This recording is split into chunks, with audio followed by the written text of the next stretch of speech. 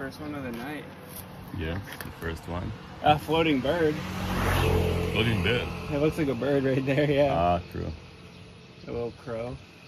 אוקיי. אז נחש ראשון להיום. דרוס על הכביש. Yeah, dude. First of the day. Good eye, Ron. Thank you. How the heck did you get that? Let's get back to the car. Yeah.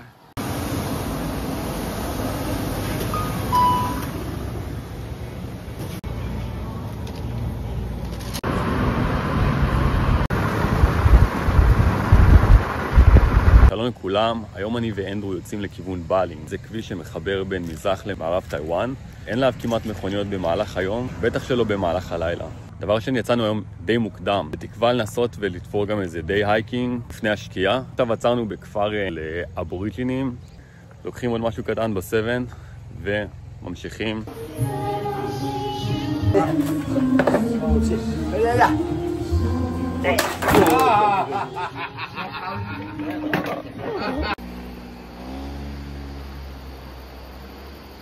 עוד כמה דקות מגיעים לבעצם הייק הראשון, פה חנות של אבוריג'ינים,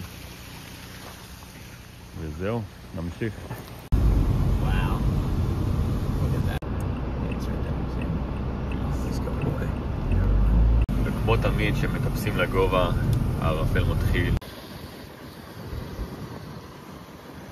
So Andrew, what is your main target for tonight? Oh, main target. Let's see. Oh, it's Pirudis. Okay. And tell me False Habu. how many years you've been hairpinning in Taiwan and haven't seen it? Oh, that's a good question. How many years? Maybe 5 years? No, I think 3. טוב, התחלנו את ההייק. את הדי הייק כמו שאפשר לראות. יש הרבה ערפל וגם ממש קר.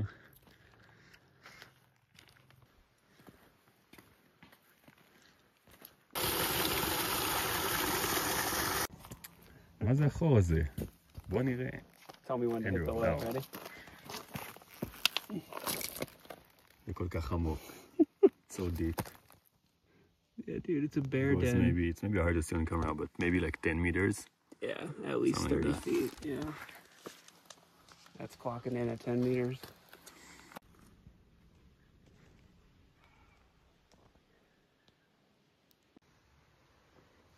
Say? Said it feels already 18 degrees. 18. Yeah. What do you Right. think it feels like?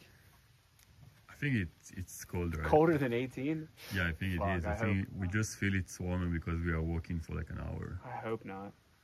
Because that is pretty cold. Yeah, that's pretty cold. אני לא יודע אם זה ניכר בצילום, אבל הערפל פשוט פסיכי. וגם נורא קר. אנדרו ממש 5 מטר לפניי, ואני לא יכול לראות אותו. ראו את ממש על הפנים. אתם אולי עכשיו רואים קצת את הפנס שלו. טוב, נחש זה ממש לא, אבל זאת התולעת משי, או איך שלא קוראים לזה, הכי צהובה וענקית שראיתי בחיים שלי. לא יודע אם הכי ענקית, אבל הכי צהובה בפער. Fuzzy. Wow, it was a fuzzy caterpillar. Yeah. וואו, תראו את העץ הזה מלא בפטריות קטנות. וואו, זה פשוט מדהים. Dark. If we go now, we want it to get dark. חברים, הגענו לשביל, לכביש במרכז טיואן שמחבר בין מזרח למערב טיואן. גם ידוע בתור כביש הנחשים. אין פה אנשים בכלל, זה רק אנחנו. מדי פעם אפשר לראות איזה אוריג'ינל עם רובה או משהו. יש להם רישיון לצוד כאן והם צדים פה. וחוץ מזה, בקושי רואים כאן אנשים אחרים. וזה מה שהופך את הכביש הזה לכל כך מיוחד. ונחש ראשון להלילה, אפשר שלא. ווין וייפר. ננסה לרדת אליו קצת. כמו שראינו כבר מיליון כאלה, אבל תמיד כיף לראות אותם.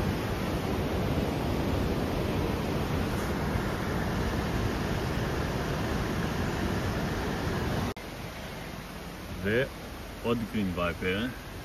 You're crazy. No. I'm not getting too close to it. Dude, they can leave. Nah, not that far, man. I'm still in the safe zone, I'm pretty sure.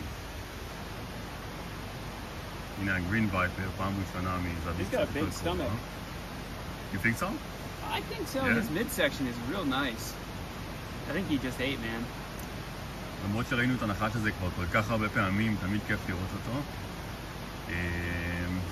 אנחנו לא בטוחים לראות נחשים הלילה, פשוט נורא קר, וזה אחד הנחשים שהכי מסוגלים לפעול גם בקור. הגרין וייפר והסלאג סנייק. אז כיף לראות אותו.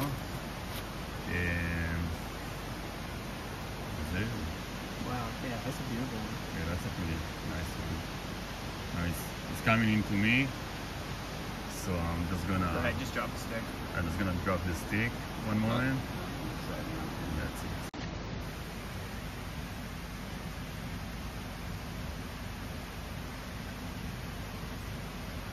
נחש חמישי להיום בכביש הנחשים היה שבוע לשמצה, וזה עוד גרין וייפר. פעם הוא עמוק בתוך החור ניקוז הזה, ולא נפל לו יותר מדי, נראה עוד הרבה כאלה. החלטנו לבדוק פה קצת את החורי ניקוז האלה, ותראו מה אנחנו מוצאים בתוכם. שלום.